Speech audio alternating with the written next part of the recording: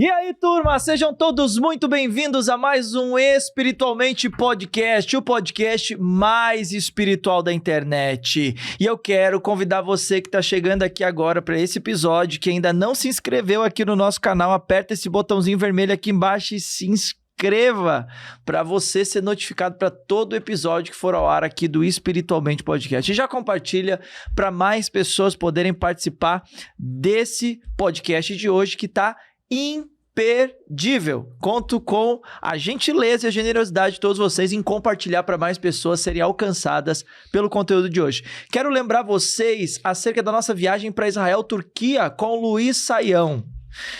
Todas as pessoas que estão perguntando pra gente como vai ficar a viagem, vocês podem ficar tranquilos, porque o pessoal da Biblos Viagens, eles vão estar orientando vocês acerca de tudo que vocês precisam saber acerca da viagem. Então, podem ficar tranquilos que, independente do que está acontecendo lá no Oriente Médio, o pessoal está todo preparado ali para orientar vocês, então é só apontar o seu celular aí para esse QR Code que está na tela, ou então clicar no link aqui, que tá na descrição, e você vai ter o pessoal lá atendendo você, dando todas as orientações acerca de tudo que você precisa para ficar tranquilo sobre a viagem e você garantir a sua participação nessa viagem, que, como o professor Luiz Saião diz, é mais do que uma viagem, é uma experiência com a Bíblia em 3D, né? Então, vamos participar aí que vai ser imperdível, e se Deus quiser, tudo vai dar certo. Contamos com você lá, tá bom? Bom, deixa eu apresentar o nosso convidado de hoje. Eu conheci ele na internet como Thiago Alicerce. E aí, agora, conversando com ele aqui nos bastidores, ele disse que não é Thiago Alicerce, que Thiago Alicerce, o Alicerce é porque veio o nome da igreja ali no nome dele, e por isso que estava Alicerce, mas ele se apresenta como Thiago Santana.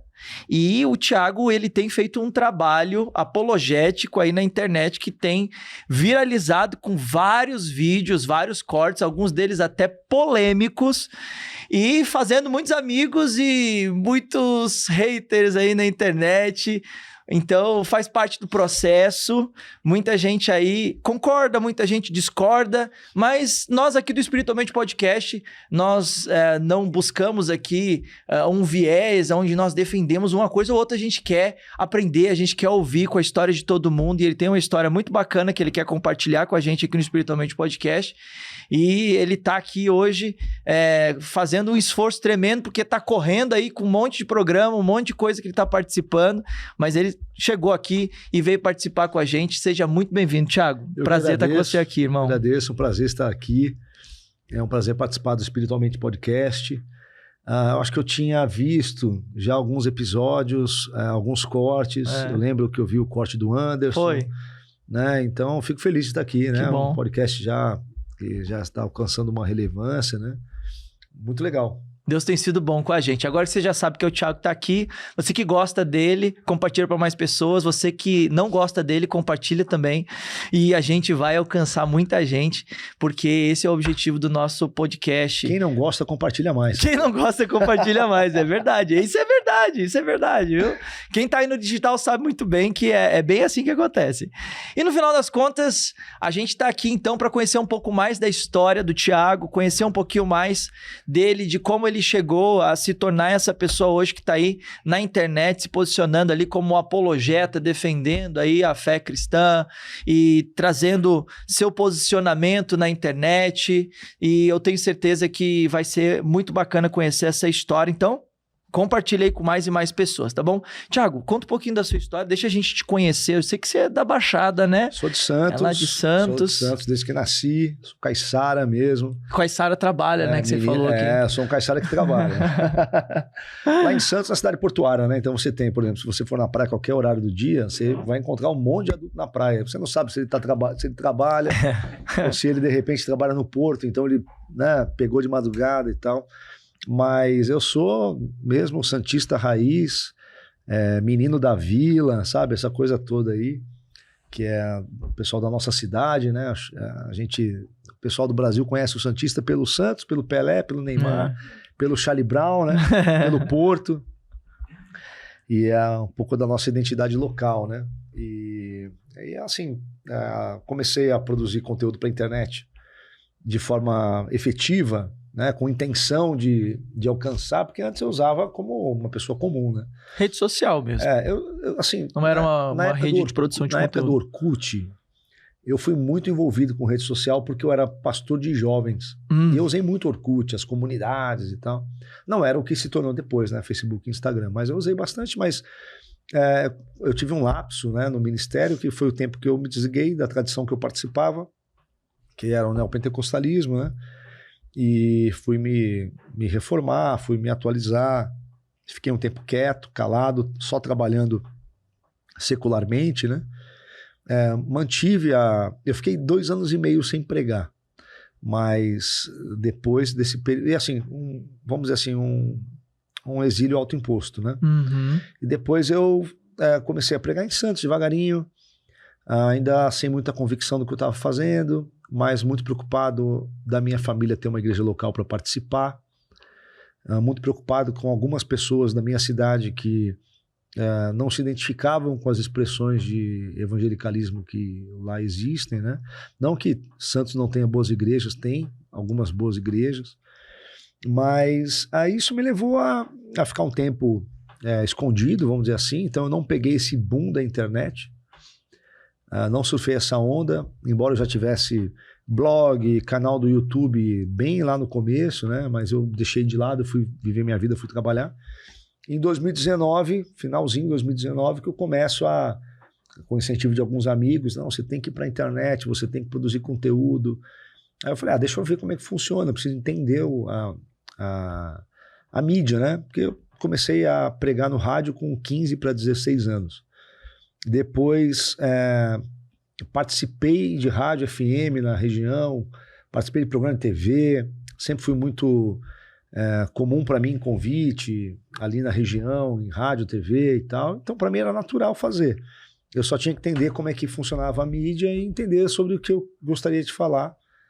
E foi uma coisa assim imediata. Eu comecei a falar, comecei a fazer uma coisa um pouco mais planejada e começou a crescer espontaneamente, né? O tema, assim, a minha régua de conteúdo, minha temática, não é uma temática fofa. Então, não é o tipo de temática que você acorda de manhã, quer se sentir... Não é o David Leonardo te chamando de lindo. Você não quer não é não é aquele conteúdo que você quer acordar de manhã, sentir o coração quentinho, e, né, que nem as pessoas falam, né? Eu falo, mas na verdade o meu tema principal nem é apologética. O meu tema principal é amadurecimento. Porque só existe a necessidade da apologética e do polemismo porque as pessoas são imaturas, não leem a Bíblia, não têm cultura de investigar as crenças. A gente tem que investigar as nossas crenças. Principalmente se as nossas crenças, elas definem a nossa existência, elas norteiam as nossas decisões, nós temos que investigar nossas crenças. Eu acho que esse é um ponto muito importante de a gente abordar, porque a apologética, ela é a defesa ali da fé, né? Dos princípios, assim, dos valores. Né? A tradição cristã de 20 séculos, né? 21 séculos, você tem os apologetas e os polemistas. Então, o apologeta, ele faz a defesa da fé para os ataques externos. O polemista faz a defesa da fé nos ataques internos. Entende? Então, cada um trabalha numa frente. Aqui, normalmente... Quase que se junta às vezes, né? Normalmente se chama de apologeta, mas porque polêmica não é uma coisa ruim. As pessoas falam, você é polêmico. Eu falo, poxa, que bom. Significa que eu vejo o mal e não me calo por omissão ou por conveniência. Né? Porque a pessoa que se esconde, né, não quero ser polêmico, ela está dizendo, a verdade não vale a pena eu arriscar meu pescoço pela verdade. Né? Então, a nossa tradição, desde os profetas do Antigo Testamento, dos Nabi, de Yahvé, né, a boca de Deus, a tradição de Jesus de Nazaré e a tradição dos apóstolos do Cordeiro é de apologética, polemismo e pau, né, e discussão. Se você olhar ali o Novo Testamento, Atos, as epístolas, nada era fofo. Tudo tinha muito amor, mas principalmente amor pelo Senhor. Confronto. Né? Confronto, sim, é necessário, né? É necessário. Assim, eu não sou o dono da verdade, eu não acho que eu tenho todas as respostas, posso estar errado em algumas coisas, mas eu falo com verdade. Eu falo o que eu acredito. Hoje, antes de vir para cá, eu estava participando da Rádio Musical, do programa Do Debates César, do César Cavalcante, que é outro talvez seja o programa apologeta mais tremendo. ouvido, né, da internet, assim, em termos de discussão teológica, né? É. Até eu vim conversando com meu amigo pastor Renan Costa, que tá fazendo aqui. o merchan aí do César. É. César lembra da gente lá também. É. E aí o pastor César ele falou isso publicamente lá no programa. Ele falou assim, no começo, quando o Thiago chegou aqui, porque faz quase 2 anos que eu sou frequente na rádio. Legal.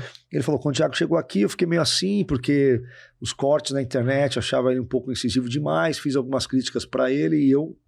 Cara, eu sou crítico, certo? Eu tenho que saber ouvir crítica. Perfeito. E quando eu ouço crítica de gente que é piedosa, inteligente, madura e quer meu bem, eu não sou louco de dizer que... Concordo plenamente. Entende? Uhum. Assim, eu não vou ouvir a crítica da pessoa que não tá construindo... A árvore sem fruto aí não exatamente. dá, né? Então, aí o pastor César hoje falou lá no programa, falou, mas eu convivo com o Thiago, fora das câmeras, a gente conversa, bate papo e ele é um cara, né? Ele me endossou de uma certa forma. Eu fiquei muito feliz por isso, né? E, assim... E ele é uma referência como apologeta. Totalmente. Né? E é talvez um dos principais teólogos do Brasil no campo do pentecostalismo. Então, eu fico muito feliz, assim, de... Até ele cuidou um pouco de mim, porque eu tô um pouco gripado, né? Me emprestou um moletom, me deu um remédio e tal. Foi bem legal. E, assim, eu acredito que nós temos que ser íntegros na nossa espiritualidade. Uhum. Parte dessa integridade é tratar das coisas que são desconfortáveis ou fora do senso comum. Né? A gente pega ali no livro de Atos, quando há menção aos crentes de Bereia, os bereanos, eles são chamados de nobres porque eles investigavam se aquilo que os apóstolos estavam falando estava de acordo com a Bíblia. Ou seja, eles não aceitavam o argumento de autoridade. Né? Não aceitavam simplesmente, eu sou o apóstolo, fica quieto, absolutismo. Recebe aí. Né? Aceita, me honra. Né? Seja leal. Isso não existe para o cristão. Essa lealdade e a honra contra a verdade, isso é demoníaco, isso é diabólico. Um dos assuntos principais, inclusive, no que eu trato, é essa... demoníaca cultura maquiavélica presente hoje na igreja, né? Que são doutrinas que usam de textos bíblicos, mas que foram extraídas dos manuais seculares de filosofia sobre governo e autoridade. Então, assim, os caras estão pregando Maquiavel, estão pregando as 48 leis do poder, né? Estão pregando Sun Tzu, estão pregando essas coisas, e não estão pregando a Bíblia. Porque no Novo Testamento você tem a instrução, olha, obedecei vossos líderes espirituais. Mas Pedro vai dizer, olha, não domine o rebanho de Cristo. Para toda afirmação sobre autoridade, existe uma outra afirmação para criar uma moderação e ninguém viver no extremo. Por exemplo, a Bíblia diz, é um mandamento. Mas muitas vezes só se apropria de... Só do extremo. Então a Bíblia diz, honra teu pai e tua mãe. Até então, que ponto? Ok? Mas o apóstolo Paulo vai dizer, não provoqueis vossos filhos a ira. Entende? Então, eu tenho que honrar meu pai e minha mãe, ok. Se meu pai me mandar roubar, eu vou roubar? A Bíblia diz que eu devo honrar meu pai e minha mãe. Eu vou roubar, então. Meu pai mandou roubar. Entende? Tem uma denominação que eles têm um discurso padrão dos líderes, que eles dizem assim, olha, se o apóstolo mandar você tacar fogo na igreja, é para você perguntar se é para tacar fogo com álcool ou gasolina. E aí eu fico admirado de você ter uma multidão de pessoas adultas, de classe média, que sabe ler e escrever, tem Bíblia, que ouve um absurdo desse e ninguém se levanta e diz, opa, isso é do diabo, hein? Tem a ver também muito com aquilo que a Bíblia fala, né? Que o Deus desse século, ele tem cegado o entendimento do simples, né? Porque é muito difícil. O Evangelho e a palavra de Deus é para as pessoas simples. Mas os conceitos são bastante sofisticados. Exige, tanto é que uma das disciplinas espirituais é a meditação. Então você precisa se alimentar da palavra e meditar. Qual a diferença entre meditar e ler a Bíblia? São coisas completamente diferentes. Então, eu leio a Bíblia. Ao ler a Bíblia, eu me aproprio de informação textual, de linguagem, né? Agora, a meditação vai me fazer pensar em todas as aplicabilidades daquilo. Vai me levar a interiorizar E tem uma questão muito interessante que tem a ver com o nosso inconsciente, né? Quando você pega e medita e fica remoendo, eu não sou uma pessoa de leituras extensas da Bíblia. Eu já li a Bíblia inteira algumas vezes. Li a Bíblia inteira antes dos 10 anos de idade. Então, eu tenho bastante, intimidade com o texto. Mas hoje, eu não me dedico a leituras extensas. Eu me dedico a olhar as pequenas partes, sabe? E colocar essas pequenas partes num processo de reflexão, que é a meditação, que é uma disciplina espiritual importantíssima, né? O judaísmo tem muito a cultura da meditação, né? Os antigos israelitas, depois os judeus, eles tinham esse hábito de ter o contato com o texto sagrado e deglutir, né? Fazer a digestão do texto para extrair do texto o seu sentido, né? Correto. Quando o apóstolo Paulo fala a letra mata, mas o espírito vivifica, né? Existem denominações que usam esse texto para dizer, não estude a Bíblia. Não se aprofunde, Não estude a Bíblia. A letra mata. Tem denominações construídas sobre esse erro teológico. E tem denominações que fazem isso intencionalmente, mas também tem denominações que fazem isso inconscientemente, né? Não é por maldade, é por cultura, né? Hoje no programa do pastor César, o debate era sobre dízimo. O tema era, posso dar meu dízimo direto ao pobre? Esse era o tema, resumidamente. Não vou entrar nessa questão aqui. Mas um dos pontos que eu defendi lá na conversa, no debate, quem quiser assistir é só pesquisar no YouTube da Rádio Musical, do pastor César Cavalcante, né? É só colocar lá. Lembra de nós lá, o homem tá aqui divulgando você hoje, hein? Lembra de nós aqui, lá, né? Já teve aqui, ele falou pra mim. Ele tá pra voltar aqui, ele só me enrola. Isso. Manda pra ele depois os cortes aqui e aí ele vem. Pronto. E eu falei pra ele assim, quase tudo que se tem como senso comum na igreja evangélica hoje sobre o assunto dízimo é cultural. Não é extraído do texto. Quase tudo.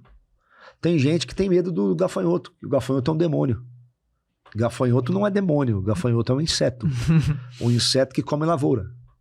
Alguém vai dizer, não, mas ele simboliza. Não, o texto não diz isso. O texto diz assim, se vocês não entregarem o dízimo, eu vou permitir que as pragas dos gafanhotos devorem as suas lavouras. Aquilo que era muito comum na época. Exatamente. Que era uma coisa que acontecia sempre, que as pessoas estavam sempre clamando a Deus para impedir. Né? Então, ali não fala de demônios. Né? Então, mas as pessoas tratam isso como se fosse um vaticínio, texto uma coisa... sem pretexto vira contexto para heresia, né? Outra coisa, por exemplo, outro dia até me enviaram um vídeo de um pastor bem famoso, bem conhecido, que ele era muito bom quando ele não usava bigode, agora ele usa bigode. E ele dizendo assim, você tem que dar o seu dízimo na igreja e não é problema seu o que o pastor faz com o dízimo. O que o pastor faz com o dízimo é problema dele. Ele vai prestar conta para Deus. É por isso que os pastores estão usando Gucci, Prada, Givenchy e não sei o que lá com dinheiro de dízimo. Porque a Bíblia não diz isso. Paulo diz, não vos torneis cúmplices com as obras infrutíferas das trevas. E a doutrina apostólica diz que o ministro tem que ser modesto. Ele precisa receber, ele precisa viver bem, ser bem pago, mas ele tem que ser modesto. Ele não pode atuar no ministério com torpe e ganância. Entende? Ele não pode atuar como um dominador do rebanho, como um tosqueador. Então, as pessoas enfatizam certos aspectos da Bíblia, ignoram outros aspectos, e aquilo que é enfatizado por conveniência da maquinaria da igreja institucional se torna senso comum, as pessoas repetem sem reflexão. Então, o meu papel, e assim, as pessoas dizem assim, você não acha que você faz meio ingrato? Eu digo não, porque é a minha personalidade, eu nasci assim, entende? Eu sou esse cara. E outra coisa, eu não sou rebelde. Por exemplo, todos os lugares por onde eu passei, que a autoridade foi justa, eu fui obediente. Toda vez que eu me opus a uma autoridade é porque eu tinha que ficar do lado de Deus. Um dos perigos, Thiago, que a gente encontra hoje é que as pessoas, elas podem acabar se equivocando nesse processo e realmente se tornarem rebeldes, Sim. né? Como a gente consegue encontrar esse equilíbrio para que a pessoa ela não se torne um rebelde e se torne, como você falou, um ingrato, Sim, sim. uma pessoa que de alguma maneira se apropria das coisas erradas para degredir a igreja, porque querendo ou não, dificilmente as pessoas conseguem ter esse discernimento, né? De denominação, né? Normalmente, quando fala igreja, junta tudo no mesmo balaio. Tudo isso aqui E se você olhar, por exemplo, o problema. No nosso caso aqui, que a gente está em São Paulo e região da Grande São Paulo, né? Não sei exatamente como isso se dá na parte mais do interior do país e tal. Mas aqui, a gente tem, como a expressão mais numerosa dos evangélicos, a vertente dos neopentecostais, que é aquilo que eu me dedico a estudar e a comentar, né?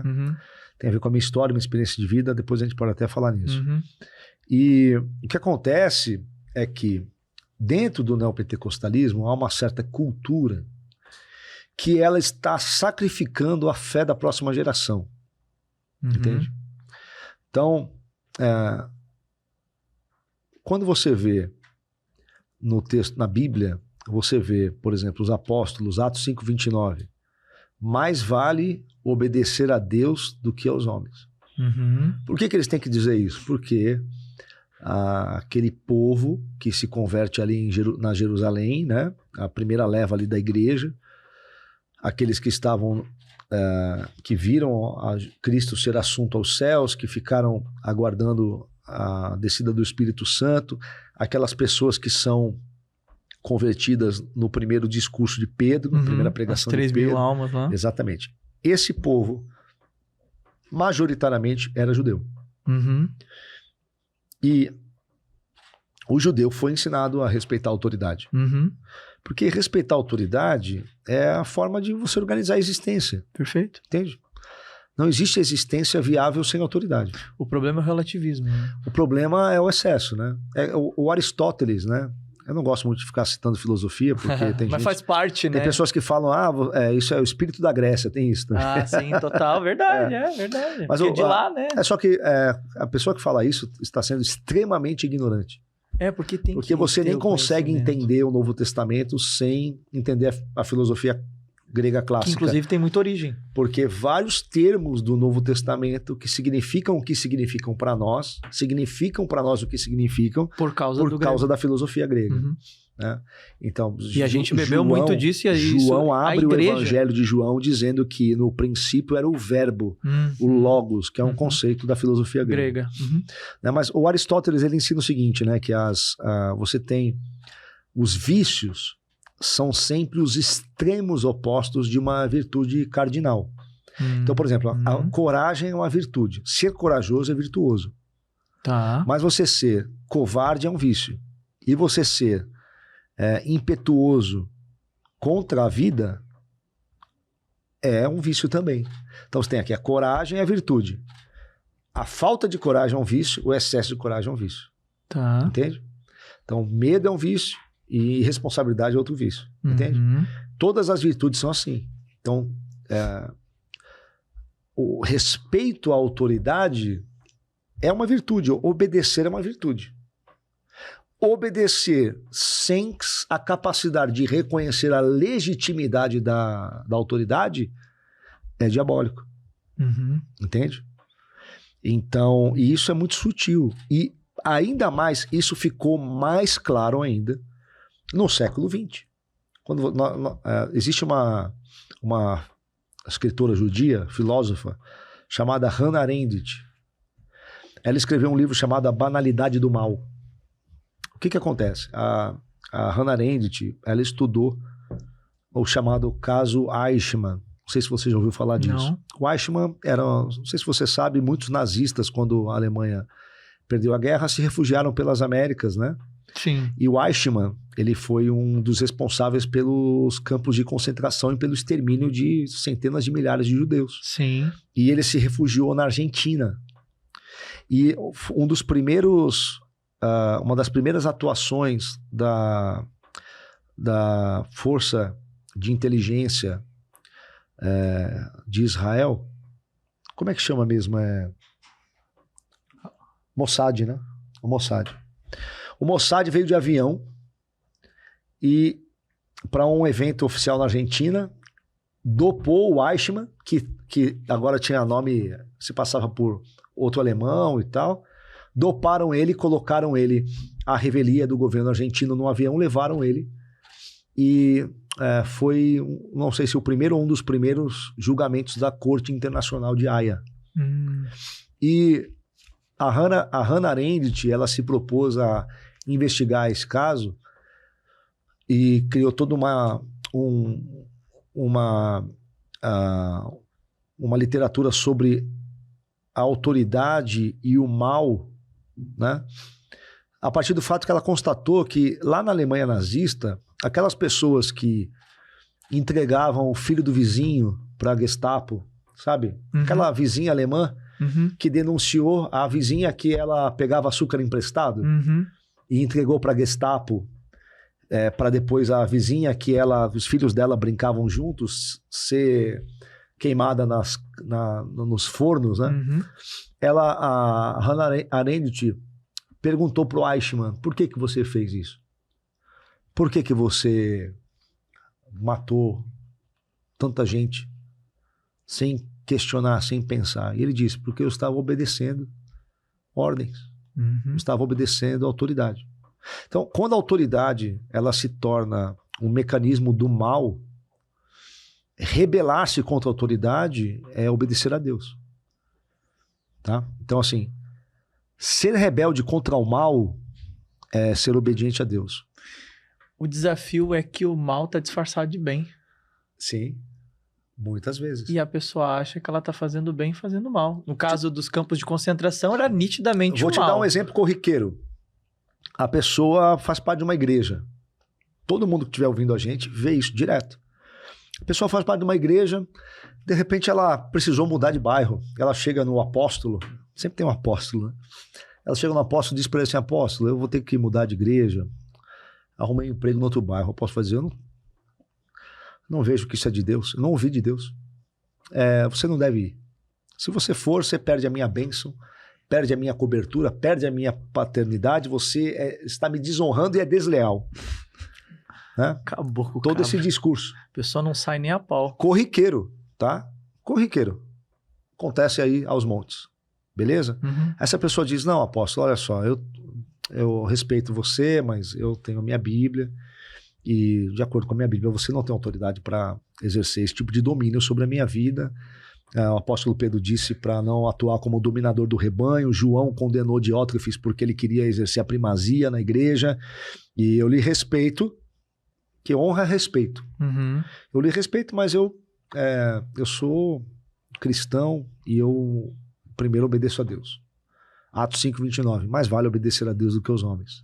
Então, preciso cuidar da minha família, meu principal dever sagrado. Eu vou seguir minha vida, Deus te abençoe.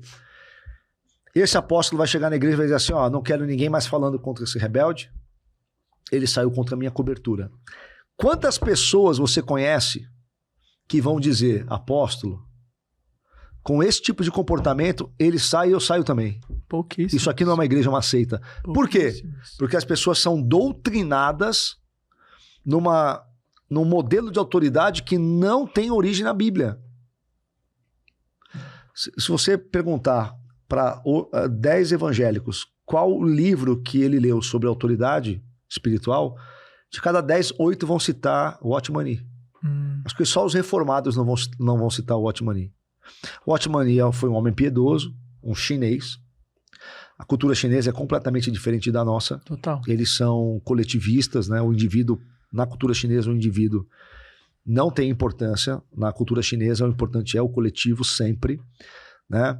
E a gente chama isso de confucionismo cultural. Aqui no Ocidente, nós temos a cultura ocidental, é uma cultura judaico-cristã, influenciada pelo tripé da civilização ocidental. Filosofia grega e os mitos gregos, o direito e organização civil romana e a espiritualidade, a teologia judaico-cristã. Esse é o tripé do Ocidente.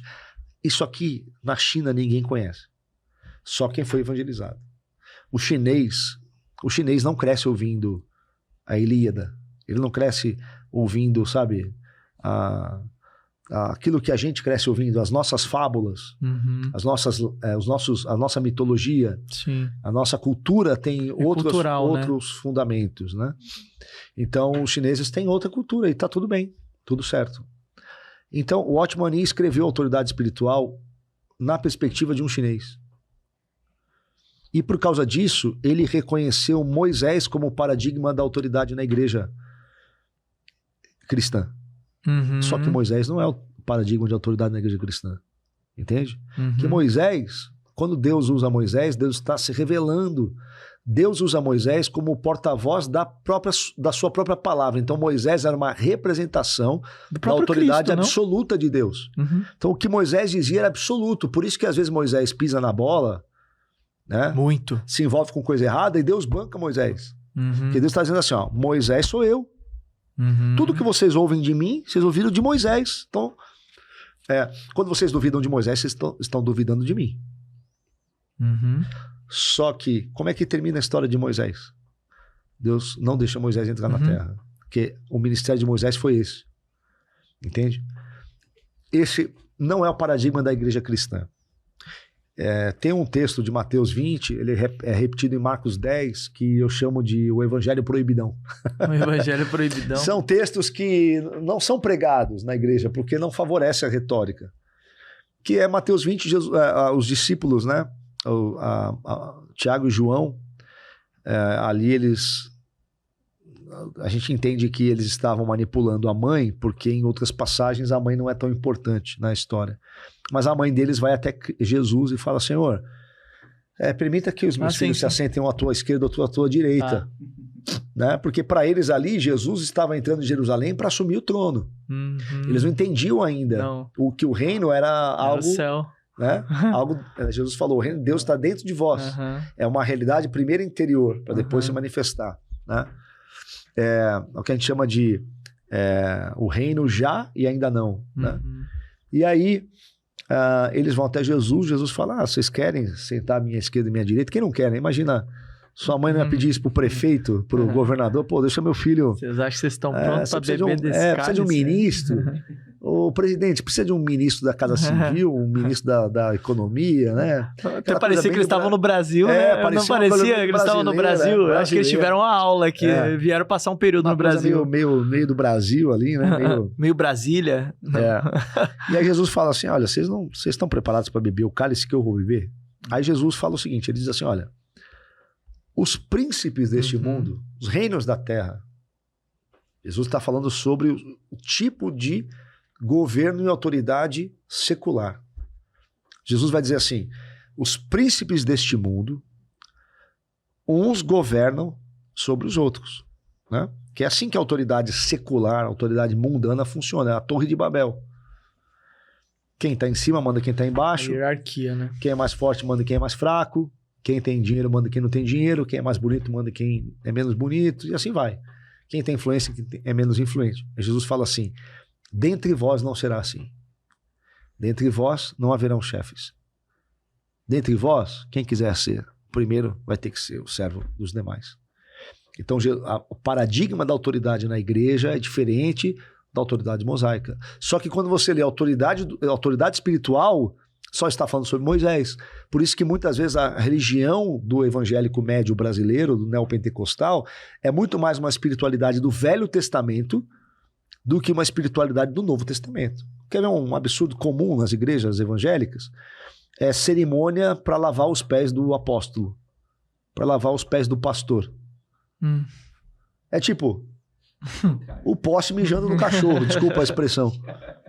Porque quando Jesus lava os pés do discípulo, é o Cristo, contrário. As mãos que construíram as estrelas, né? Aquele que deu forma aos montes e aos abismos da terra, pegando os pés sujos dos discípulos, tirando lavando, tirando... Não, se fosse o chulé, tava bom. Né? Se fosse o chulé, tava bom.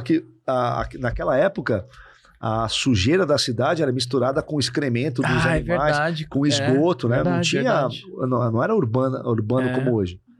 Então, Jesus estava literalmente colocando a mão na bosta, né? Literalmente. Então, não tem nenhuma associação com uma cerimônia de vamos honrar o nosso pastor. É o contrário. Vamos honrar o nosso apóstolo. Quer ver outro exemplo bíblico flagrante? A passagem de Davi, quando ele suspira por um pouco de água do poço da sua infância. Nossa, ali é tremendo. Ele chega e diz, quem me dera se eu pudesse beber das águas. É forte isso aí. Do poço de Jacó. Aí os valentes de Davi Rompem o exército inimigo, colocam a vida em risco, né? Olha que mensagem para você honrar o líder. Não, porque o líder é o semideus, é o anjo que você tem que honrar. Se você não honra o semideus, você está amaldiçoado, sua vida vai virar um inferno.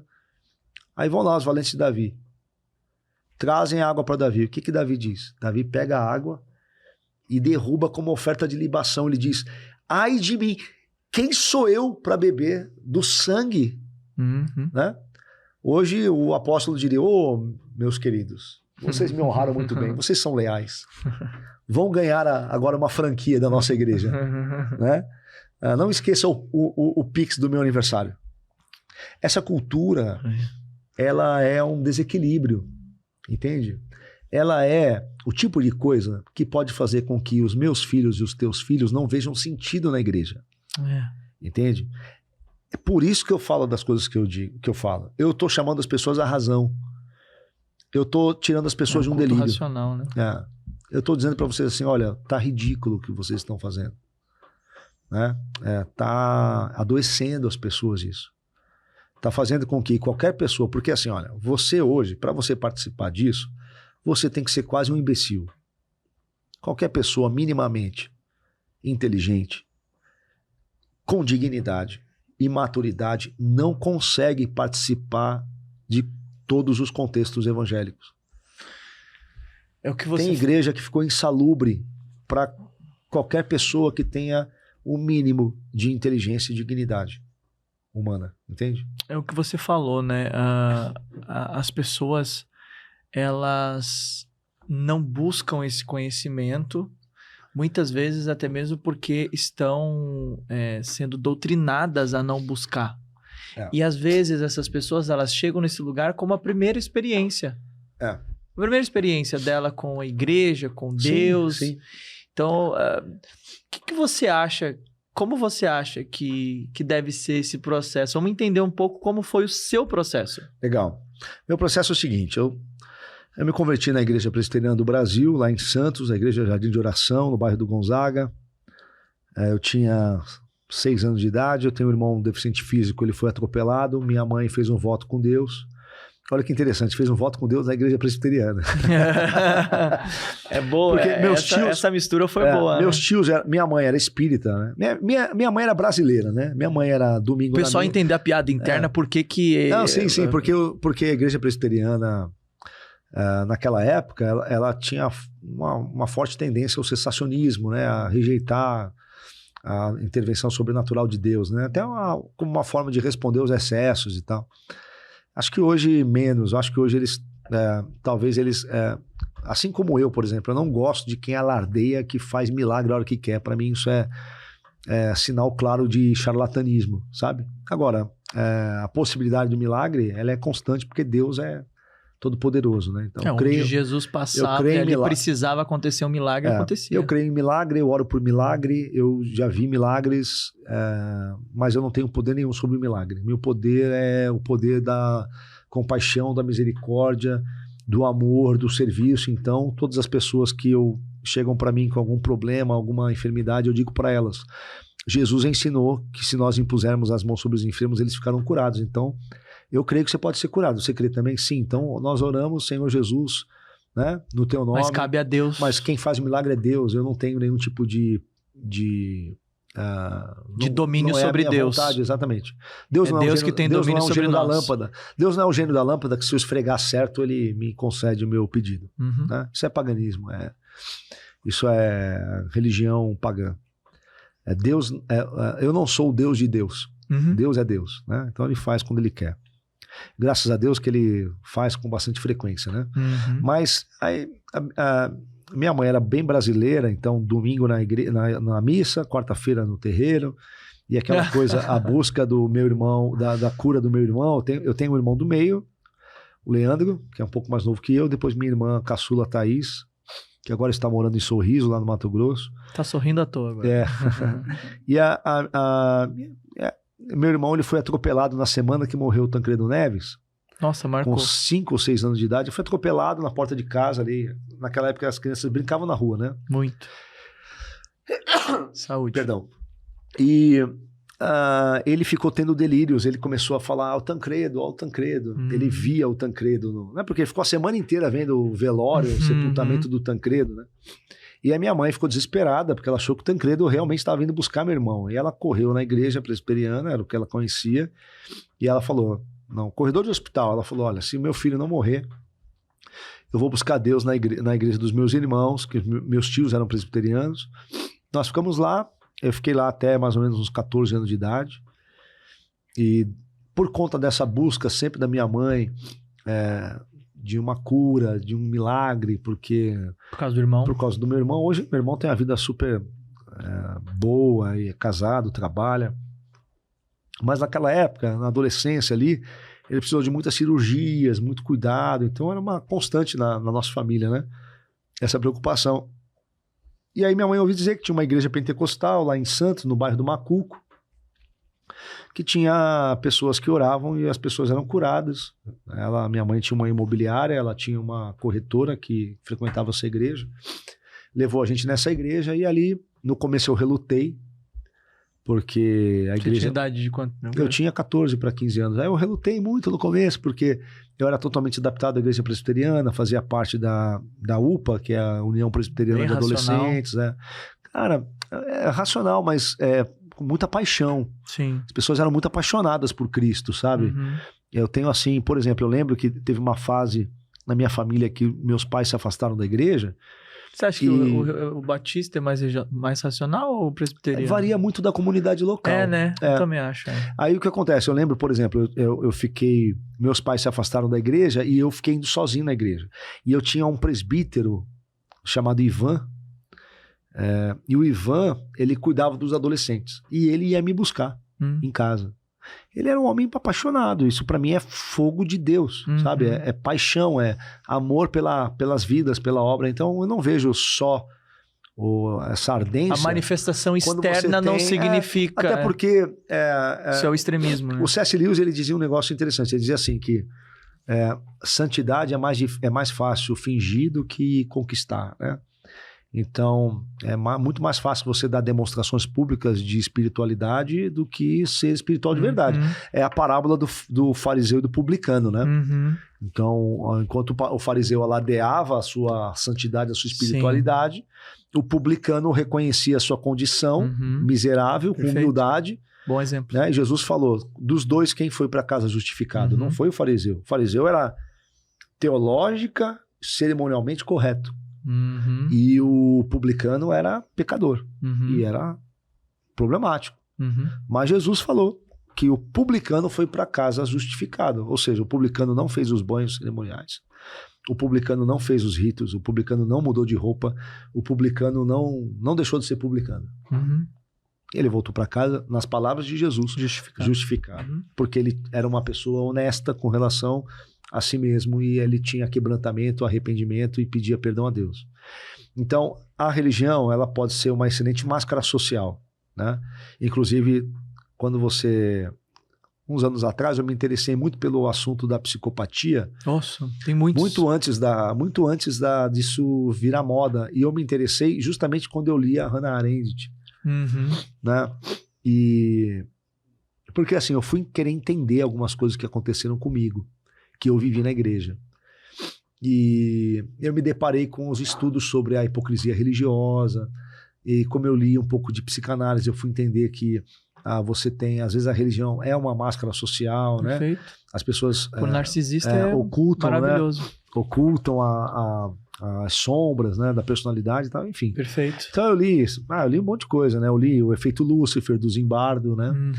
Que é aquele, também eu li o Efeito Lúcifer, a experiência de Stanford, eu li também. Aí eu li o Jordan Peterson, né? O Mapa do Significado. Eu comecei a ler um pouco de psicanálise, eu fui ler o Jung, o Joseph Campbell. Aí eu li o Viktor Frankl, que era um judeu que sobreviveu ao campo da... Nossa, né? história. Eu li a Hannah Arendt, aí eu fui lendo, né? Eu tenho um amigo lá em Santos. Foi formando a sua eu fui mentalidade e eu comecei a entender. Mas isso aos 14 anos, a partir dos 14 anos? Eu tô falando, isso aqui que eu tô falando agora aconteceu comigo quando eu me desvinculei da igreja.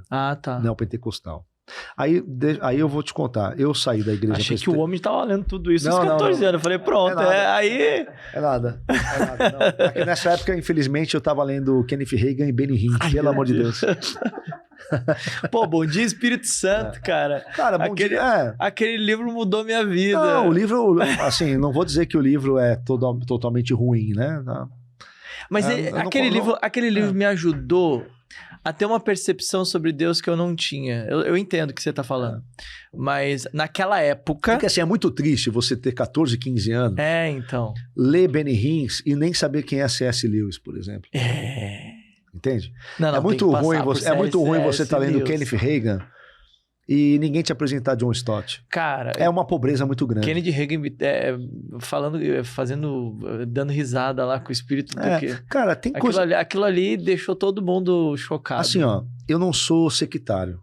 E eu também não conheço os corações. Então eu não posso dizer que o Kenneth Reagan não é um homem crente.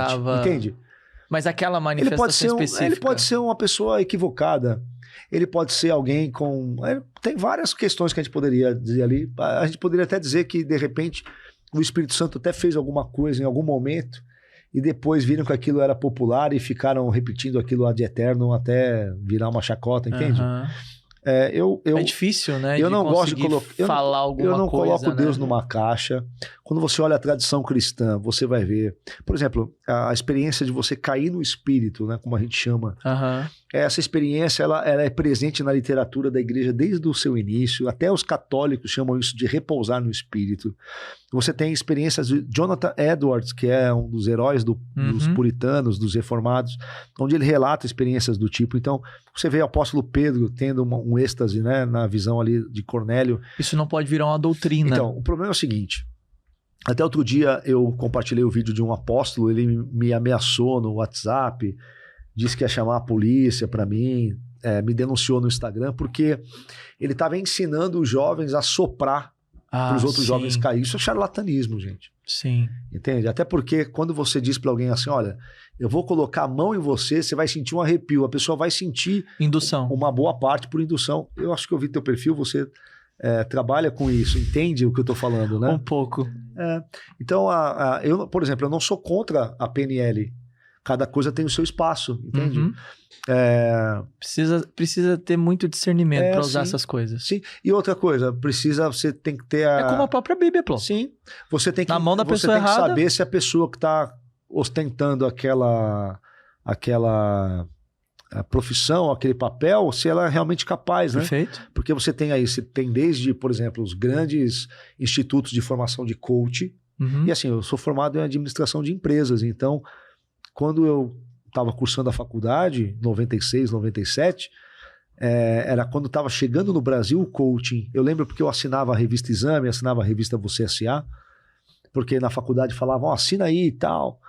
E eu lembro que o que era o coach? Era um treinador de executivos. Eles eram uma excelente profissão, experientes, né? Gente que tinha uma carreira e eles treinavam executivos. Hoje não, hoje o cara ele se forma coach, ele quer treinar um executivo, sendo que ele nunca gerenciou nada, ele não tem, é a mesma coisa que eu querer treinar futebol, né?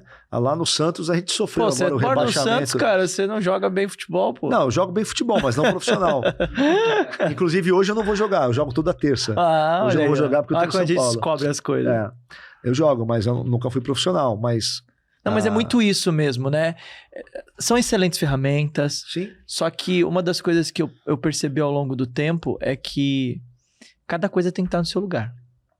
E esse é o grande desafio. E, gente, no meio evangélico, a falta de critério é muito grande.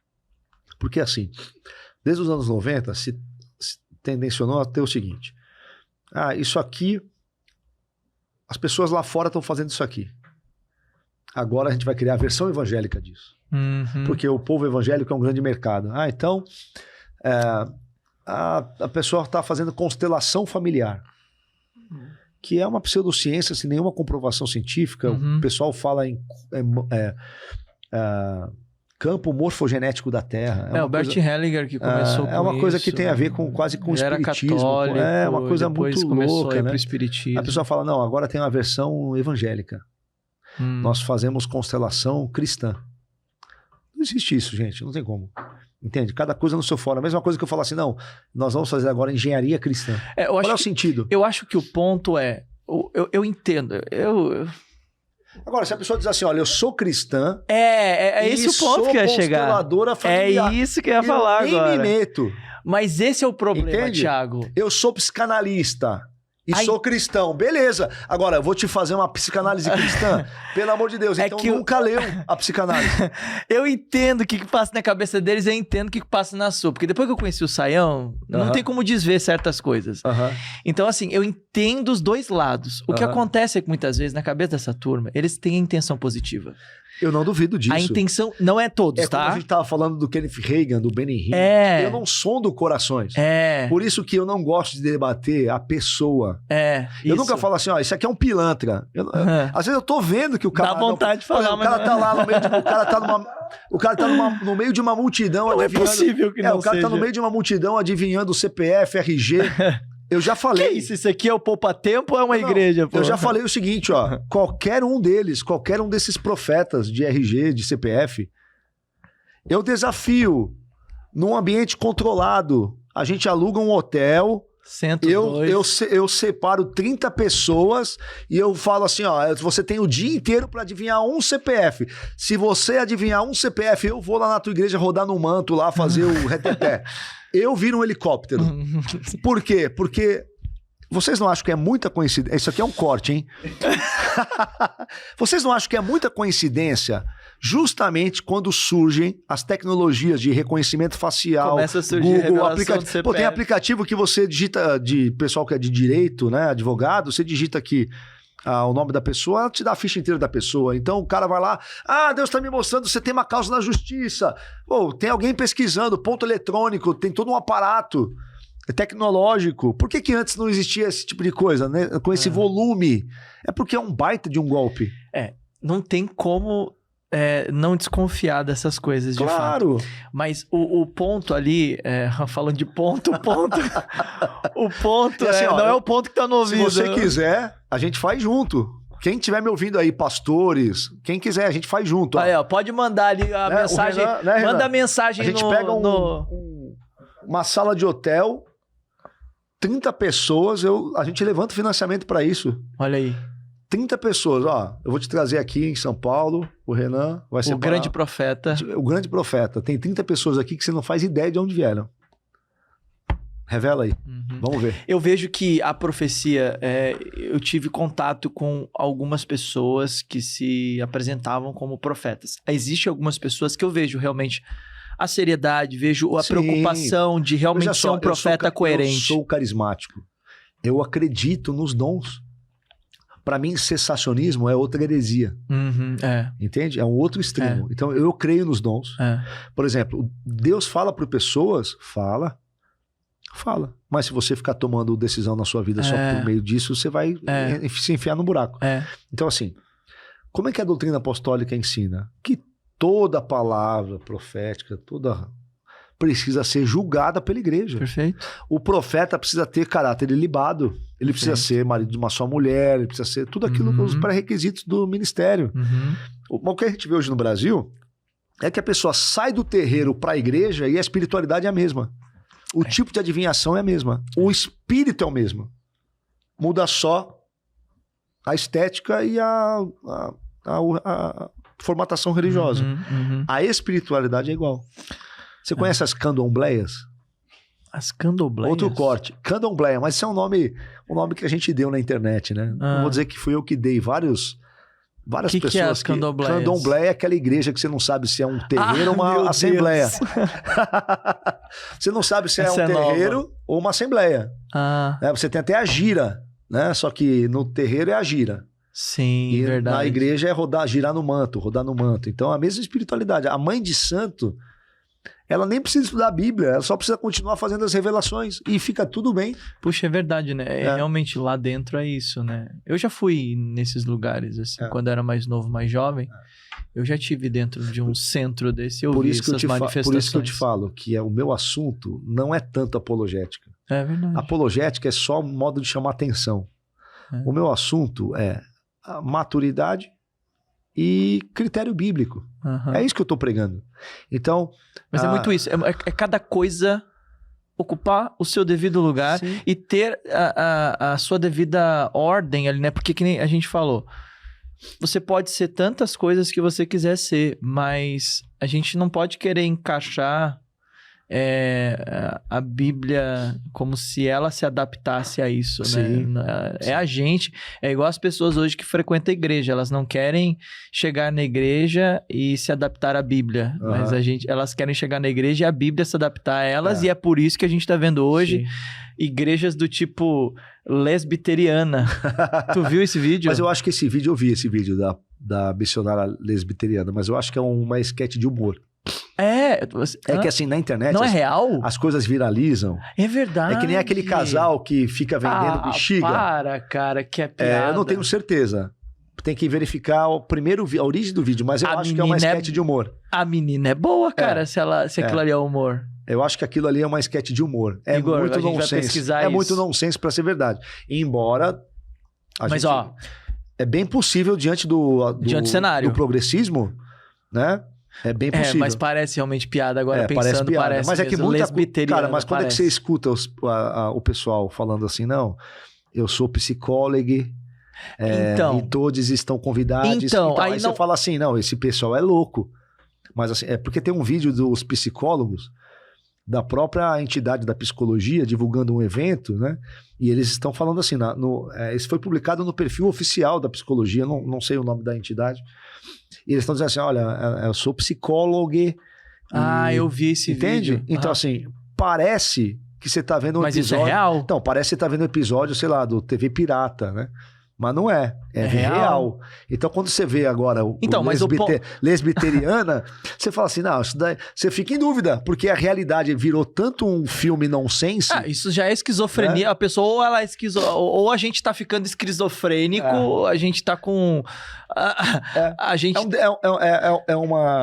É um fenômeno de surto coletivo. Eu vejo hoje, por exemplo, no Código de Ética... Você não pode ter ideologia de gênero atuando na profissão. Bem como você não pode proferir nenhum tipo de religião atuando na profissão. Né? Claro que não é um assunto que cabe aqui a gente trazer, mas o ponto é que é justamente o ponto que a gente falou. Eu tô muito com ponto aqui, eu tô sem ponto, tá, gente? O ponto é os caras aí. Mas assim... É cada coisa ocupando o seu lugar. E eu vejo muito isso. Eu acho que quem foi que eu ouvi falar? Eu ouvi alguém falar, se não me engano foi o Nicodemos, que ele falou alguma coisa no sentido de... a bancada evangélica. Eu acho que foi ele que falou alguma coisa nesse sentido. Que a partir do momento que você coloca lá em Brasília a bancada evangélica, você pode colocar a bancada do espiritismo, a bancada do candomblé, a bancada não sei do que. Então a gente abre margens Eu participei de um podcast para essas coisas. Participei de um podcast na minha cidade, até em conjunto com a TV Cultura do Litoral, chamado A Política de Tudo. Um abraço lá pro Danilo, pro Murilo. Tem um episódio, se vocês pesquisarem, tem um episódio comigo e um pai de santo do candomblé, um candomblencista, o pai Marcelo. E nós fizemos um programa falando sobre a intolerância religiosa, né? E foi muito legal o programa, fiquei amigo do pai de santo, né? O pai Marcelo, uma pessoa da nossa cidade, uma figura humana, né? E assim, não temos as mesmas crenças, mas temos respeito humano um pelo outro, né? Foi muito legal o programa, até aconselho o pessoal que está assistindo a dar uma pesquisada. E lá na mesa do podcast, e é um podcast bem influente lá na cidade, onde vão grandes figuras políticas, né? Foi para mim um privilégio participar. E eles perguntaram para mim, né, sobre o que eu achava dos evangélicos, da bancada evangélica.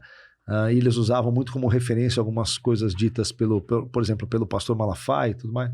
Aí eu disse para eles o seguinte, primeira coisa, para sentar nessa mesa e falar sobre esse assunto. O movimento evangélico é muito diverso. Sim. É muito diverso. Você tem desde a candomblé, do reteté, né? Os macumbélicos. Né? Olha os nomes que surgem. Os macumbélicos da candomblé, né? Que adivinham CPF, RG, que mistura com o talite. Né? Uma coisa de louco, né? Os profetas sentados na câmera e pedindo pix, né? É muito louco isso. Mas você tem esse extremo e você tem o extremo do luterano, né, alemão, que é evangélico também, protestante, né, mais, né? Então, eu falei para eles assim, você está falando sobre um grupo muito diverso de pessoas. Para se concentrar numa bancada só. Aí eu falei para ele assim, outra coisa, o pastor Silas Malafaia é uma voz importante do movimento, mas ele não representa todos. Eu, particularmente, não respeito o pastor Silas e tudo mais, mas... Melhor é o Thiago pensando no que vai falar, né? Não, assim, posso tá falar, certo. Eu quero usar a palavra correta para não soar de uma forma pejorativa.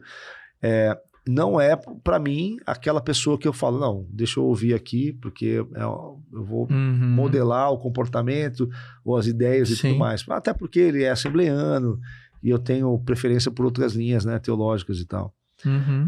Então, disse para eles, olha, vocês às vezes olham para mim achando, esse cara segue o Malafaia. E eu falei para eles, a última vez que eu ouvi uma pregação do Malafaia inteira, eu devia ter 15 anos de idade. Né? Porque não é o tipo de conteúdo de autor que eu consumo. Eu não leio ninguém que o livro está na prateleira da loja americana, por exemplo. Né? É que a gente estava falando aqui, né? A pessoa, tudo bem a pessoa ler, sei lá, um livro de prateleira de supermercado, gospel, né? Não, tudo bem, acho que até uma porta de entrada, é importante a pessoa estar lendo, né? Existe muito um trabalho evangelístico, assim, né? No começo, sim, né? Tá tudo bem. Nenhum. Mas a pessoa vai se aprofundando depois. Tem que se aprofundar, né? Então, e assim, e uma coisa que foi acontecendo comigo ao longo da minha jornada... Isso, ali dos 14, 15 anos que a gente parou. Quando eu fui para o movimento pentecostal, a igreja que eu fazia parte, ela tinha... funcionando nas dependências da igreja, o Seminário Verbo da Vida, lá em Santos. Existiam poucas escolas do Seminário Verbo da Vida, acho que era Guarulhos, Recife, São Paulo, alguma coisa assim, e tinha lá em Santos. Então eu convivi tanto com o Thomas Dawson e a Georgene Dawson, quanto com o Buddy Wright, que às vezes dormia no sofá da casa da minha sogra. Eu fui aluno deles e aí eu mergulhei naquilo. Então, assim, devorei Kenneth Hagin, o Watchman Nee, essa coisa toda, o David Yong Cho, toda essa espiritualidade do neopentecostalismo. Só que com o tempo eu comecei a perceber que aquilo não funcionava. E outra coisa, eu estava lendo a Bíblia, né? Porque eu lia a Bíblia. Eu não ia só na igreja, eu gostava de ler a Bíblia. Eu começava a perceber, por exemplo, eu estava lá na igreja e o pessoal fazendo: dinheiro, venha a mim, agora! Que era uma coisa até que eu achava que era de 30 anos atrás, que eu vejo agora os caras ainda fazendo isso na internet. Na internet, o que é pior ainda, né? E eu comecei... Isso é física quântica? É o poder das palavras, né? É a quarta, porque assim, ó... da quarta dimensão do quarta dimensão do Poyong Cho é uma espécie de pré-física quântica. Então. Inclusive, assim, se você perguntar para as pessoas que acreditam na quarta dimensão do Poyong Cho o que é uma dimensão, elas não sabem dizer. Mas elas sabem que a fé é a quarta dimensão. Tá bom, explica o que é uma dimensão. Eu não sei. Né? Mas tudo bem. E eu comecei, eu li os evangelhos, Jesus dizendo assim, olha, se você servir a dois senhores, você pode se devotar a um, aborrecer o outro, você pode aborrecer a um, se devotar ao outro. Aí ele diz, não podeis servir a Deus e as riquezas. Aí eu chegava na igreja à noite, dinheiro, aí eu falava, isso aqui tá meio errado. Aí eu via o camarada vir, o americano vir, o brasileiro gosta muito de americano, né? O cara chega falando inglês, já é um argumento de autoridade pro brasileiro, né? O tupiniquim. Coitados. Aí de nós vinha um americano pregando aquelas coisas, né? E o americano dizia assim, ó, se você tem fé, joga fora esse óculos. Joga fora esses remédios. Só que eu era parte da liderança da igreja. Aí acabava o culto, apagava as luzes. Vamos na salinha pastoral tomar um remedinho. Aí o missionário precisava ler alguma coisa e tirava o óculos do bolso. Falava, pô, ele Você usa começou óculos. a ver Eu comecei a perceber incoerência. que não funcionava. Era uma espiritualidade falsa. Ela não funcionava. Entende? Aqueles que alardeavam, nunca fico doente porque eu sou ungido, ficavam doentes. Aqueles que alardeavam, se você tem fé, você tem que ser próspero, estavam vivendo de arrancadinha de viúva. E eu comecei a falar, isso aqui não está batendo. Tá incoerente. E aí eu comecei a fazer uma jornada comecei a falar assim, eu preciso aprender de verdade. Porque assim, eu estava nesse contexto, mas eu era uma pessoa da leitura, só que eu estava lendo coisa ruim. Direcionado. Eu tava lendo coisa ruim, Você estava sendo aí doutrinado. E aí o que acontece, né? Acho que toda a nossa geração, né? A internet fez esse papel importante, Abriu. né? Então ali, começo dos anos 2000, eu começo aquela coisa ainda de internet de escada, mas em baixar PDF, entrar em fórum. Aí eu comecei, por exemplo, eu lembro uma das coisas que eu baixei assim, demorou um século para baixar tudo, eu baixei todos os sermões de John Wesley.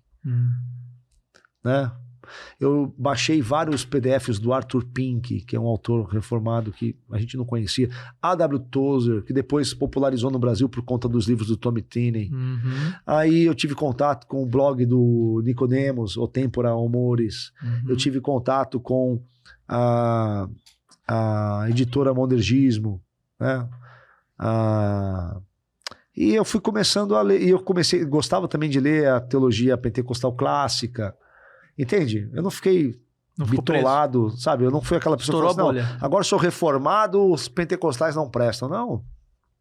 Uma das minhas camisetas prediletas é a foto do William Seymour. Né? Então, e aí eu fiz essa jornada, e isso foi criando conflitos, né? No contexto onde eu estava, e eu era bastante imaturo na época, né? Até porque quem cresce na igreja é bastante imaturo, né? Se você cresce que nem eu cresci, só igreja. Quando eu saio da igreja, porque eu era pastor tempo integral, comecei a pregar com 15 para 16 anos, me tornei remunerado pelo ministério um pouco antes dos 20 anos, então eu com 20 anos já era remunerado pela igreja, minha vida era pregar e fundar a igreja. Eu fundei várias igrejas, plantei várias igrejas até, assim, dos 17 aos 21, 22 anos. E até ontem encontrei um pastor lá em Santos, que é de São Vicente, do bairro do Maitá, que se converteu, hoje ele é pastor, se converteu na tenda que eu fazia culto. Olha. Lá no Maitá. Não só eu, né? Mas outras pessoas também, mas eu participava. E aí, aquilo parou de fazer sentido para mim. Na época, eu estava envolvido com aquele movimento da adoração extravagante, sabe? O avivamento de Belo Horizonte. Então, eu participava das conferências Fogo e Glória, Som da Chuva. Eu me tornei membro da Associação Zadok de Ministros, que era uma espécie de filhos espirituais do missionário Danduque. Né? Então, nós levávamos o Danduque para a nossa cidade para que o avivamento viesse na cidade. Eu organizei eventos com o David Quinlan para os céus se abrirem na cidade. Fiz atos proféticos. Faz tempo, tá? Mas eu fiz. Eu lembro de um ato profético que nós fomos no marco da cidade. Nós fomos no marco da cidade. Veio um apóstolo, muito louco esse apóstolo. Não vou falar o nome dele aqui porque... Não precisa, mas muito louco. E aí ele falou, não, a gente tem que aplicar o sangue de Jesus nos marcos da cidade. Aí eu era muito voluntarioso, ele falou, precisa de ajuda e tal. Eu falei, não, beleza, eu te ajudo e tal. Juntamos ali uns jovens e tal. Aí fomos no Marco 1 de Santos. E fizemos uma pesquisa no Instituto Histórico Geográfico de Santos, identificamos o lugar onde o porto começou. Aí, beleza. Eu achei que nós íamos orar, né? Orar, fazer uma oração e tal. Fechar os portais, né? Exterminar os principados, uma coisa meio filme da Marvel, né? Doutor Estranho, né? Um negócio assim, o Thanos, né? Aí ele me tira do bolso, cara, um batom e começa a pintar de batom o marco das... Senhor, esse batom é profético, porque esse batom é o sangue de Jesus. Estamos pintando de vermelho profeticamente. Ou seja, o adjetivo profético se tornou eufemismo para feitiço. Então hoje o crente não fala assim, vamos fazer um feitiço ali, vamos fazer um trabalho. Não, o crente não vai falar, vou fazer um feitiço, vou fazer um trabalho. Sou crente, então vou fazer o quê? Um ato profético. Eu tenho um vizinho chato aqui no meu prédio. Irmão, faz um ato profético, joga um sal grosso lá na porta dele. Né? Unge a porta dele, vai lá na maçaneta, unge a porta dele para quando ele pôr a mão, o óleo expulsar os demônios dele. Então, essa espiritualidade, ela não tem origem na escritura, entende? Você até encontra paralelos disso em alguns momentos na Bíblia, mas onde... Por exemplo, o Elias que vai lá e joga o sal nas águas. Vamos lá, olha só. É disso que o pessoal se apropria, né? Mas eu vou te explicar. O judaísmo, não o judaísmo que é depois, mas a religião dos hebreus, ela surge no contexto dos povos daquela região, que eram povos cananeus. Né? E Deus, ele vai se revelando progressivamente na história para o povo de Israel. Né? A revelação é progressiva, certo? O povo só vai entender que o Messias era Cristo, filho de Maria e José, no Novo Testamento, porque é progressivo, eles não entendiam. Então Deus vai, é como se fosse... Tem um verso lá... O leitinho e a comida sólida. Tem um verso de Provérbios que diz: a vereda do justo é como o alvorecer da aurora que vai brilhando cada vez mais e mais até ser dia perfeito.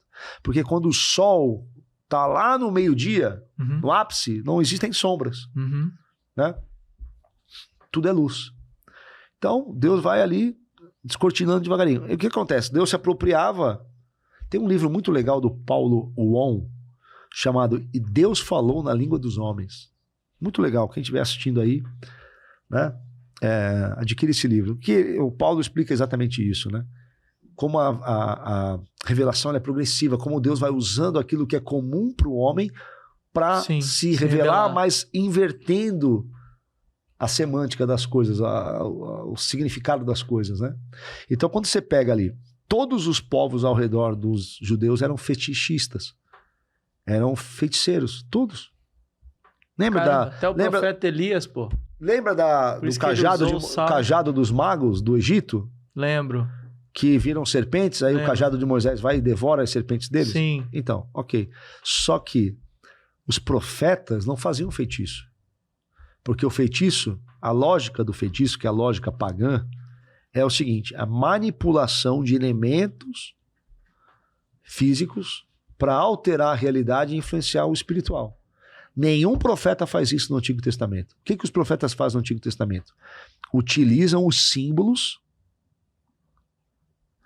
para comunicar significados. É completamente diferente. Entende?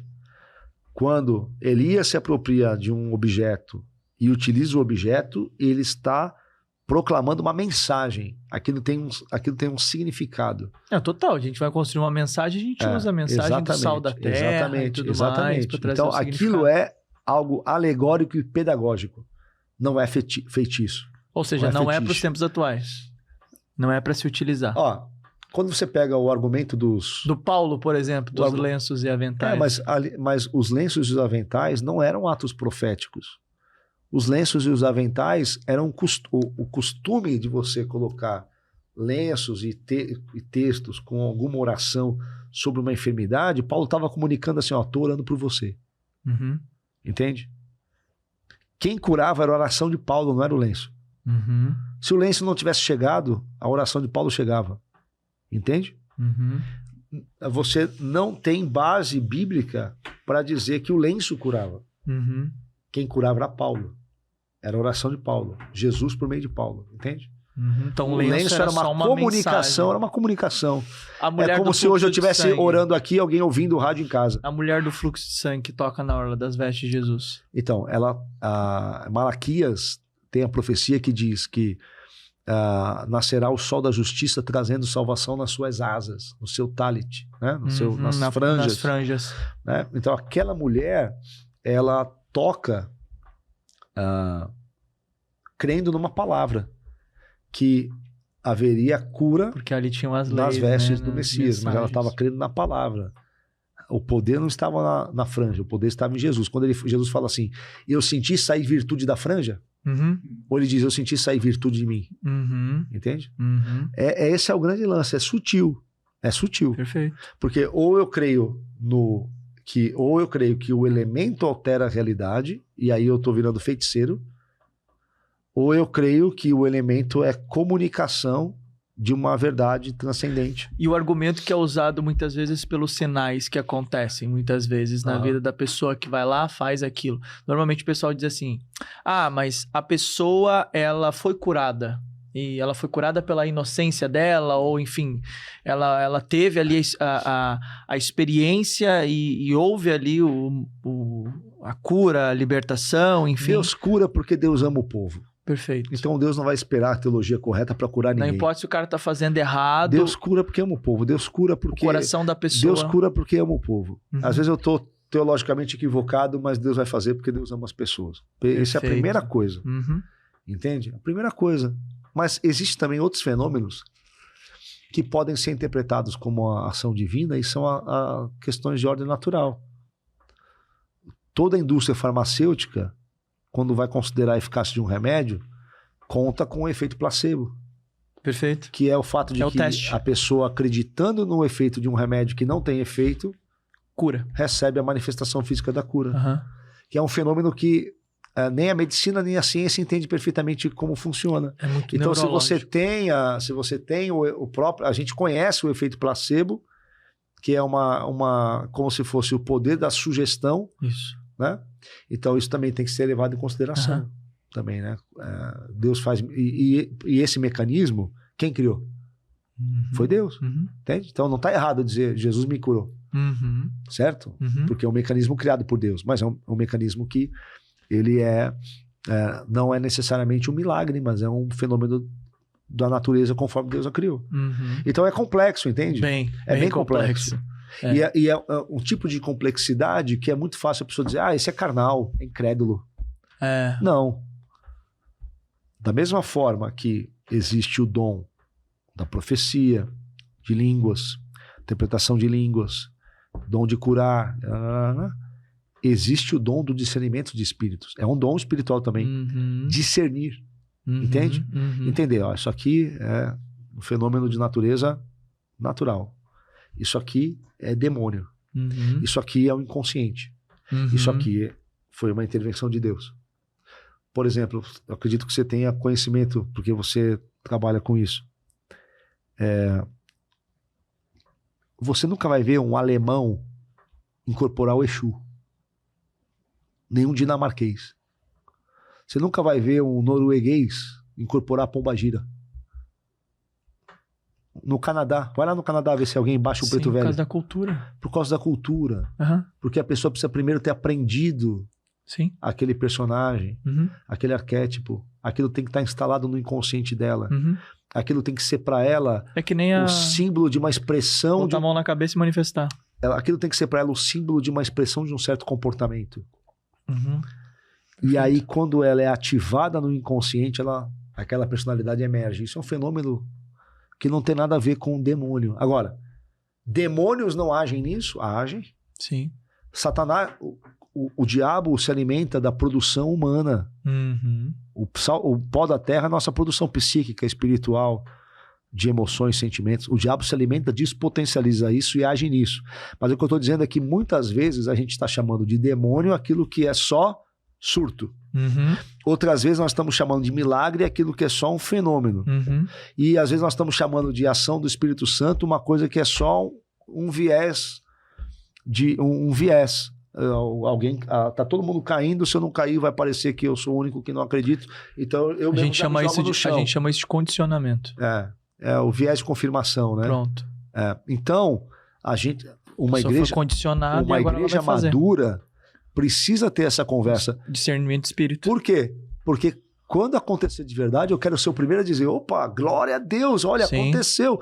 Olha o fruto que produziu. Não é uma resistência. Exatamente. Olha que coisa maravilhosa. Aí a gente pode, entende? Porque pode ser mal interpretado. Pode ser mal interpretado. Que eu acredito que deva ser o que acontece com você. Sim, com certeza. O pessoal deve te interpretar mal como... muita gente o me tem cara... como... Mas não tem problema, é o preço que eu tenho que pagar, então eu vou pagar. Sim. Mas, sim.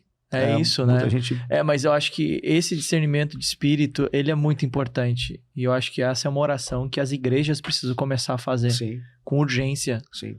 É que todas essas coisas, elas são muito boas para você atrair gente, encher a igreja, pagar as contas e tudo mais. Então, tem tudo isso daí, né, É o comércio da fé, né? Sim. Que infelizmente se tornou algo que muito sacrifica, irmão, a próxima geração. Total. Esse que é o problema, entende? Eu tenho um filho na universidade, uma universidade pública, né? No interior de São Paulo. Ele falou, pai... É difícil, hein? Mas é que eu preparei, né?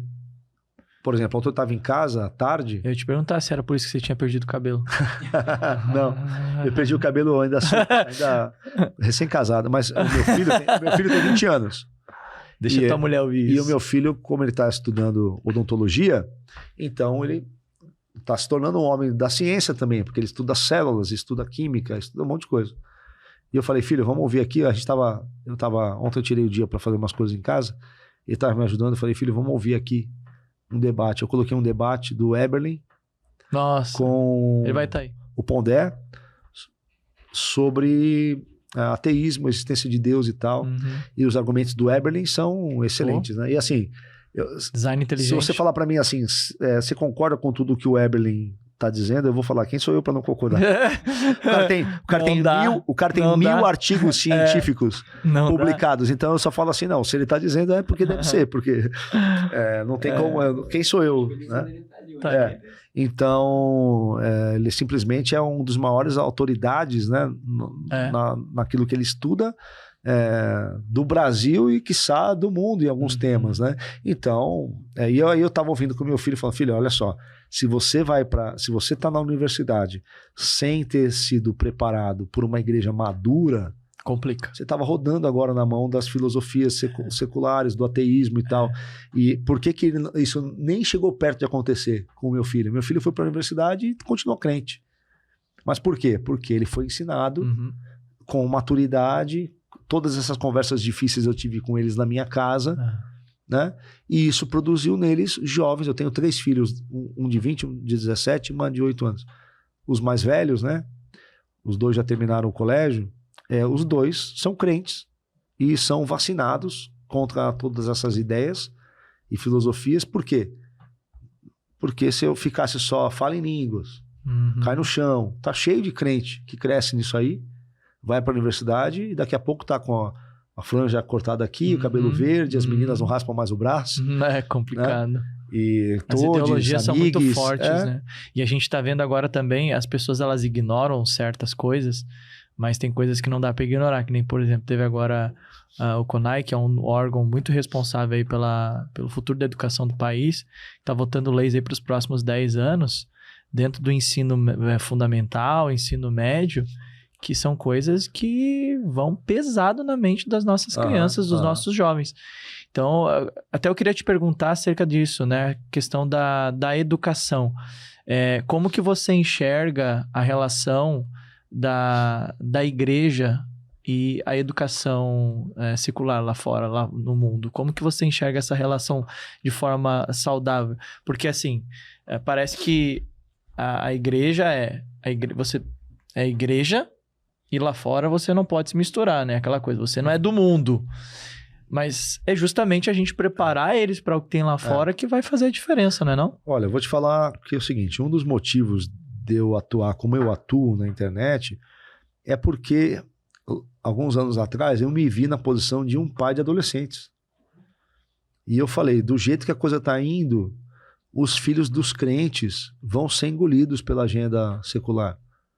Por quê? Porque a igreja está mergulhada em dois extremos. O extremo do racionalismo Uhum. e o extremo do misticismo. Ou seja, você não tem quase nenhuma opção moderada. Quase nenhuma. Verdade. Entende? E essa falta de opções moderadas, de gente que consegue dialogar, ser inteligente e continuar conectada aos aspectos místicos da nossa fé, porque a nossa fé é uma fé mística. Perfeito. É, Sim, é uma coisa exatamente. transcendental, né? Vai na favela, vê se você vai encontrar lá a igreja reformada. Tem uma ou outra. Se for depender da teologia para você ganhar massa, você não vai ganhar ninguém. Agora, dá para fazer uma convergência melhor? Dá para fazer um aprofundamento melhor? Tem que fazer. Tem que fazer porque ideologia é religião. Ideologia não é política. A política vem depois. Ideologia é religião. Ideologia é sistema de crença. Uhum. Né?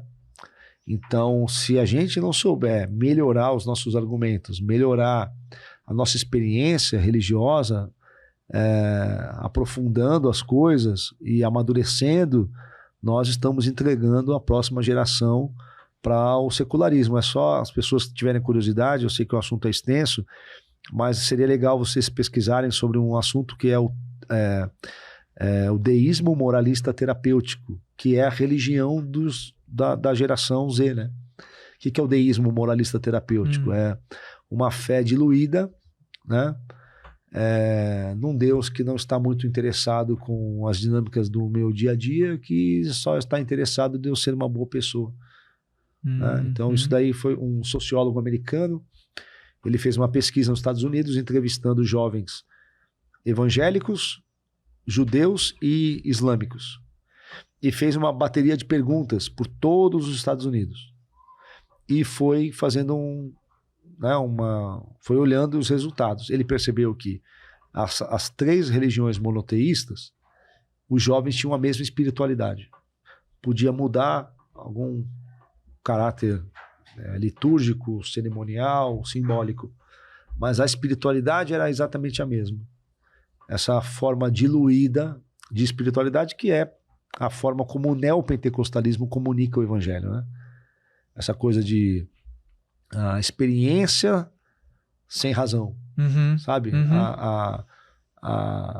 O entretenimento, né, sem o aprofundamento. Eu não vejo problema nenhum da igreja também ser um lugar onde haja entretenimento, porque a igreja é comunidade. Então eu posso fazer uma festa, eu posso trazer uma banda, fazer um show, não tem problema nenhum. Igreja é comunidade. É isso. Entende? São pessoas, né? Exatamente. Então vamos interagindo. Agora, no carnaval, nossa igreja lá em Santos, a gente não vai viajar, fazer acampamento, mas nós alugamos uma casa lá, uma mansão lá com piscina, com churrasqueira, a gente vai passar a segunda-feira comendo churrasco, tomando banho de piscina, fazer um culto ali. Não tinha programa para o final de semana aí no carnaval? Igreja é comunidade. Mas é isso. Entende? Não tem problema, mas nós temos que ter esses aspectos e sermos profundos. É sobre você não espiritualizar o que é natural e nem naturalizar o que é espiritual. Exatamente. É isso. Exatamente isso.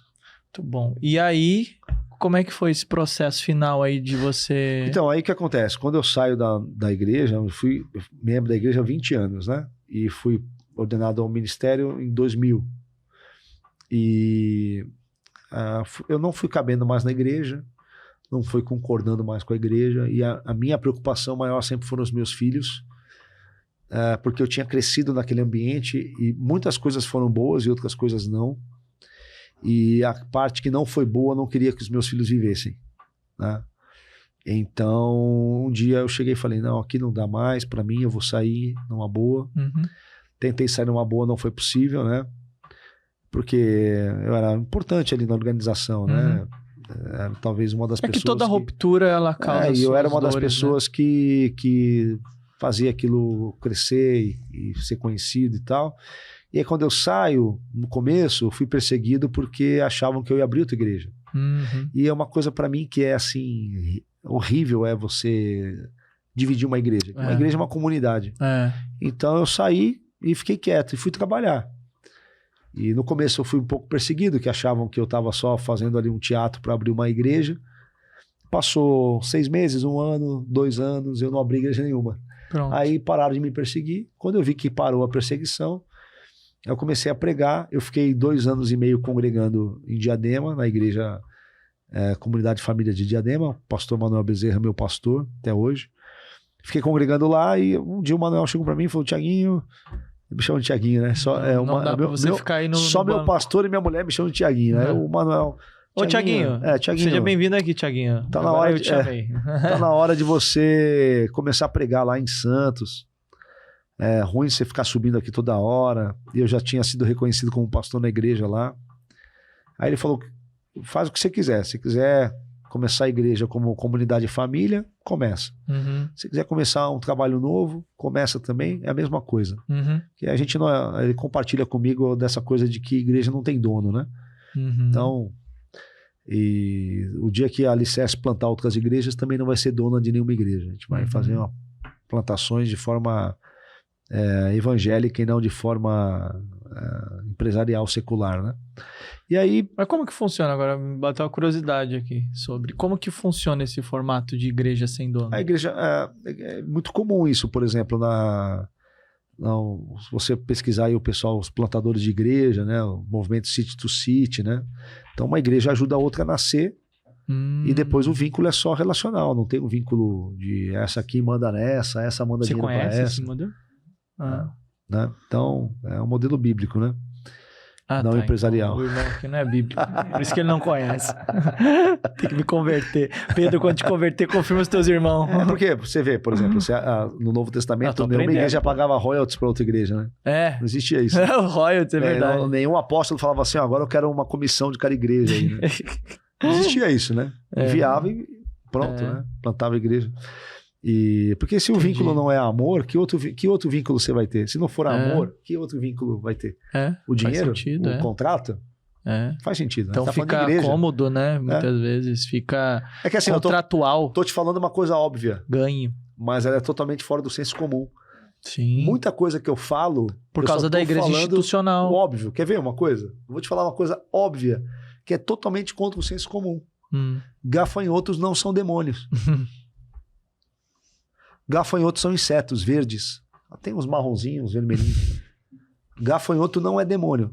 Dá um bom corte. Gafanhoto não é demônio. Não vai ter nenhum gafanhoto puxando o teu pé ou lá no teu banco. Tira o dinheiro da conta dele aí. Eu sou o gafanhoto. Eu vim aqui. Apaga aí. O meu criativo desenhou um gafanhoto lá no caixa eletrônico. Entende? Então, mas assim, eu tô dizendo uma coisa óbvia, mas que é tão contra o senso comum, parece que eu tô falando uma novidade. É que isso tá tão intrínseco na cabeça de algumas pessoas que muitas vezes Porque são religião simples. é cultura, né? Então. Religião é cultura. É isso, exatamente, religião é cultura. Quando um pastor fala assim, você tem que dar o dízimo e o que o pastor vai fazer com o seu dízimo não é problema seu. Como assim não é problema meu? Se o pastor for gastar meu dízimo com garota de programa, não é problema meu? Claro que é. Então esse discurso ele não é verdadeiro, não é bíblico, mas está enraizado no senso comum. Meus amigos, vocês acharam que ia ser mole esse podcast? Eu não sou um pastor fofo. Eu não sou um pastor fofo. Vocês acharam que ia ser o quê aqui? É isso. A gente divergir. A gente tem que ter essa diversidade de conversas aqui. É saudável. Claro. Né? Nós somos um corpo, né? Então, de repente, eu tô enxergando uma coisa que outras pessoas não estão enxergando. Então. Eu sempre falo assim, eu não tô perseguindo ninguém, nem nenhuma denominação. Tem algumas denominações que elas são difíceis de você não falar nelas, porque tem umas coisas que são muito bizarras. Você se conteve aqui. Tem umas coisas que são muito bizarras, né? Então, assim, mas eu não tô contra nenhuma denominação. O que eu gostaria é o seguinte, tô aqui falando. Poxa, isso tá fazendo tanto sentido que a gente vai mudar algumas coisas. Isso para mim é o resultado perfeito. E o mais importante não é que você quer mudar o sistema, né? Na verdade, você quer orientar as pessoas e as pessoas mudando, o sistema muda. Exatamente. O sistema muda pela mudança de mentalidade. Exato. Romanos 12:2 ali, a transformação da mente da pessoa. E, obviamente, as pessoas elas fazem o que elas quiserem com as informações que elas receberem. O Lutero, né? O Lutero dizia que ele não fez nada, ele só escreveu e depois ficou lá no Cavalo Branco, né? Tem uma frase famosa do Lutero, o Renan tá aqui para me ajudar, que ele diz, o Renan, o Lutero falou que enquanto ele tomava cerveja, O Lutero, né? Porque ele era alemão, então enquanto ele bebia cerveja com os amigos, as palavras que ele escreveu botavam fogo na Europa, né? Então não estou dizendo para ninguém tomar cerveja. Pelo né? amor de Deus! Era o contexto do Lutero. Né? Já tem igreja que a turma toma cerveja e fuma cachimbo, agora charuto. Então o Lutero, ele dizia isso, né? Ele falou assim, eu não fiz nada, eu só escrevi aí e a verdade pôs fogo na Europa. Mas é um ponto muito importante a ser discutido. São coisas que, no mínimo, são capazes de levar as pessoas a refletir, as pessoas a pensar e buscar a verdade, né? Porque, afinal de contas, João 8,32 diz, conhecereis a verdade, e a verdade vos libertará. Não conheceis o Tiago... Isso, lógico. Alicerce. Não, mas é Santana. Né? Mas a verdade que o Tiago carrega, a verdade que o Igor carrega, que o Renan carrega, que o Douglas carrega, e que essa verdade ela tem que estar ali à luz da palavra de Deus. E todos nós temos que nos dobrar toda vez que aquilo que a gente está falando não for verdadeiro. É muito humilde, importante. Reconhecer e se dobrar. Exatamente. Está fazendo sentido? Não está? Procura, pesquisa, avalia. Não significa que tudo que o Thiago está falando aqui pode estar certo. Claro que não. É o que eu digo sempre. Eu digo, não sou guru. Eu não sou guru. Você não é o Tony Robbins, eu não sou seu guru. Eu não sou guru. Então, a gente não é detentora do absolutismo, né? Cristo, ele é absoluto ali naquilo que ele fala. Ele é o detentor da verdade. Então, a gente sempre vai estar ali. É aquilo que a Bíblia diz, né? Se alguém vier e quiser trazer um outro evangelho, é anátema. Então, é só aquele ali que a gente tem. Vocês estão gostando aqui? Mas pena que acaba, né? A gente tem aqui que liberar ele porque tem outro podcast. Eu vou participar de um podcast chamado Sola Gratia. Pronto. Sola Gratia, divulga a gente aí que o homem tá vou falar lá. Como garoto propaganda, ele tá bom. Se você não falar de mim... Não, vou falar que eu tive aqui no Espiritualmente Podcast. Muito bom. Thiago, a gente tá chegando no final nosso podcast e foi muito bom ter você aqui, trazer o seu conhecimento, a verdade que você carrega de Cristo. Espero que tenha trazido clareza para todos aqui que assistem a gente. E assim como o Thiago, nós queremos trazer pessoas aqui que compartilhem daquilo que carregam, porque essa mensagem é a mensagem que o espiritualmente ele quer trazer, que é a mensagem do reino de Deus na sua diversidade, porque a gente tem aí a diversidade de dons, de talentos que a própria Bíblia traz que existe, e isso é importante para a gente montar tudo aquilo que Cristo veio trazer para a gente aqui nessa terra. Mas a gente tem uma pergunta que a gente faz antes da gente encerrar o nosso podcast, que é: qual a mensagem que o Thiago gostaria de deixar para as pessoas? Olhando naquela câmera lá. Fica à vontade. Eu gostaria que vocês crescem que a verdade é uma pessoa. A verdade, ela não é uma ideia, ela não é um raciocínio, ela não é uma filosofia, ela não é uma doutrina. A verdade é uma pessoa, e a pessoa de Jesus